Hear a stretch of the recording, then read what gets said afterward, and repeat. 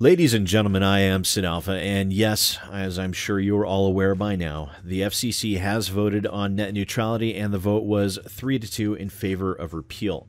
I'm unsure at this time how much new information I can contribute to the conversation, if any, but I thought I would take a moment to discuss what has happened, what will happen, and at least do my best to work through this as my own meandering thoughts will allow me to.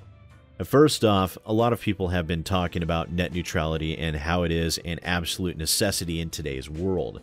First off, we have to understand how this all came about, and it's worth noting that the FCC had tried multiple times in the past to enact net neutrality. Those attempts were blocked by the courts as, at that time, internet service providers were not classified as common carriers, which falls under Title II provisioning.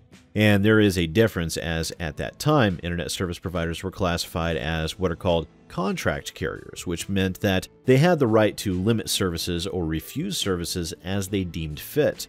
As a common carrier under Title II, ISPs were required to provide services without discrimination to the general public with complete impartiality towards the public interest.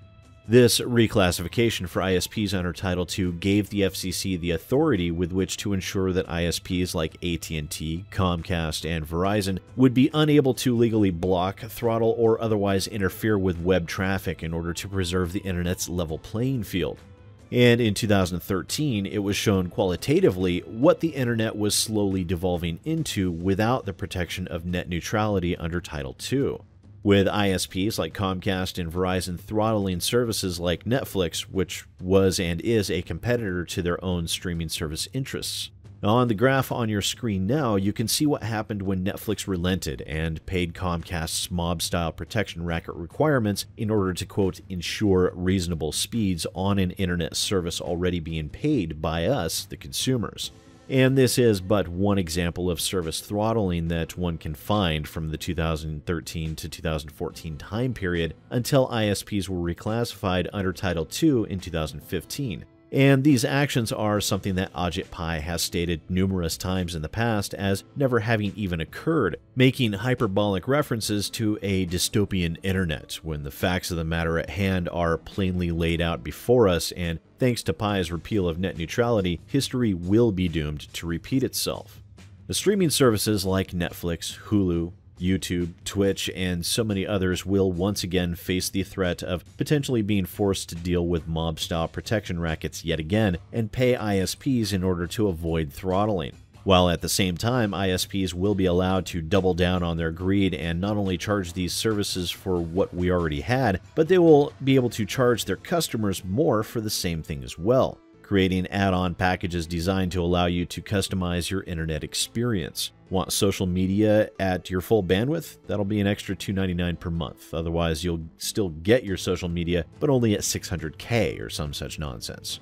You like streaming? We have this fantastic internet package that allows you a full 10 meg download rate for any video content on any of the listed services for only $5.99 per month. If not, you'll still get the same experience with those services, but only at 720p or lower. Or you can get both for $8.99 a month extra, but this offer is only good for a limited time. After that, all these services will increase by $2, so you'd better act now.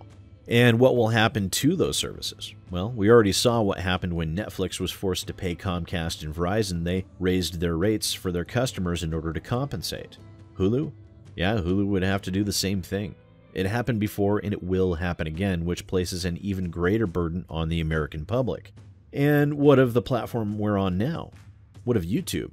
Now, forgive me for expressing a little concern about the welfare of my own channel, but it does rely on the existence of YouTube to be able to grow and to flourish, just as so many hundreds of thousands of others. And we all know that YouTube is currently operating at a deficit. How much worse will that be if YouTube, the most popular video streaming platform in the world, is forced to pay these same protection fees? How much until Google decides to cut their losses and abandon YouTube altogether? What if this forces YouTube to charge viewers fees themselves for services in addition to advertisements? And I'm not talking about YouTube Red, which is actually a very good program that I wish they would roll out to other countries en masse, but what if they're forced to gate content entirely behind a paywall in order to cover their expenditures to ISPs? And we could very easily see all of that happen, and the difficulty is not limited to American soil when it comes to this either. You know, all those services like YouTube, Netflix, Hulu, Twitch, Steam, and GOG, to name a few. Yeah, they're all based within the US, and I know people will say, yeah, that won't affect us, we have servers over here. Do you ever wonder how their server infrastructure actually worked, though? You ever stop to think about how those servers maintain data consistency? They're not completely autonomous. They replicate data from each other, and in the case of services like YouTube, they replicate a lot of data. That data goes over the lines of internet service providers like Comcast, at&t, Verizon, and so many more. This will place a burden on those services to also pay those protection rackets in order to continue doing business overseas as well as within the US. So this sort of thing doesn't just affect Americans, it affects people across the world. But thankfully, hopefully, the FCC and Ajit Pai will not have the final say. Right now, people are continuing to reach out to their senators and state representatives as it is being pushed now for what is called the Congressional Review Act, which will empower Congress to overturn the FCC's decision to ignore the will of the American people. And this might well be the last-ditch effort to save net neutrality, as the FCC ruling will also prevent state and local governments from enacting their own policies that run counter to what is determined by the FCC in this regard. To that end, I'm going to put a link in the description of this video for battleforthenet.com, and I would urge you all to make use of it. This will allow you to quickly either tweet or call those representatives in order to urge them to take a stand for net neutrality, and it will also provide you the added benefit of seeing on which side of the issue your state's representatives fall on, so you'll better know who to vote for or against in the next election.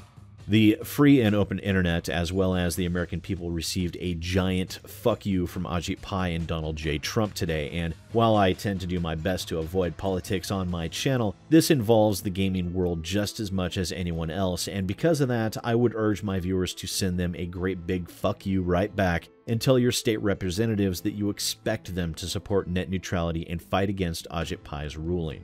And as always, please do let me know what you think about all of this down in the comments below. Special thanks to the members of the 20 and Up Club Patreon donators. Their names are listed down below as well. And once again, ladies and gentlemen, I am SidAlpha, and I'll see you next time.